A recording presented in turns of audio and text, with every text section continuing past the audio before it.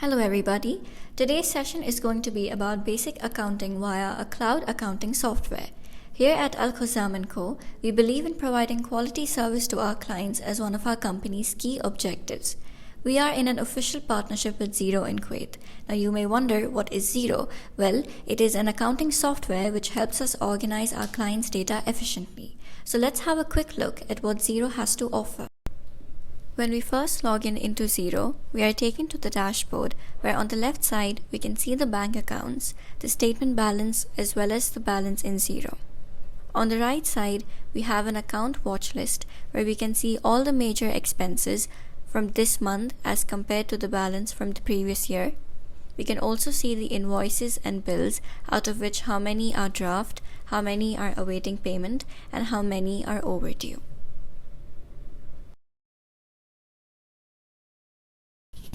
On the top, next to the dashboard, we have business, where we can see the analytics, the short-term cash flow, the business snapshot.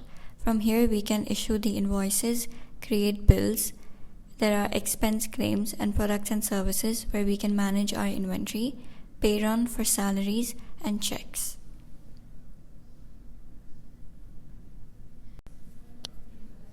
Next to business, we have accounting.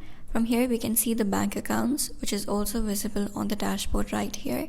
We can see our reports, our balance sheet, profit and loss, sales tax report, and there are advanced accounting settings like the chart of accounts, our fixed assets. From here we can pass manual journals, and from here we can find and record the accounts. Here in chart of accounts, we can see all the accounts that we have imported from the trial balance, like depreciation, entertainment, freight and courier. All of these have a unique code to identify the account, and we can also see the type of account it is, whether it's a revenue account, an expense account, a bank account, or is it a current asset or a fixed asset, as well as the percentage of tax. Based on the chart of accounts, we can create bills and invoices as they would be recorded under these accounts. So let us try creating a bill. Go to Business, click on Bills to Pay, click on New Bill. You will then be taken to a window where you can add all the details. From would be the contact name, such as rent. The date and the due date would be the same. Description would be rent for the month of April 2023. Quantity would be 1 and the unit price would be 2,500. We'd put it in the rent account and we will approve the bill. We can now go to Accounting, click on Profit and Loss Account.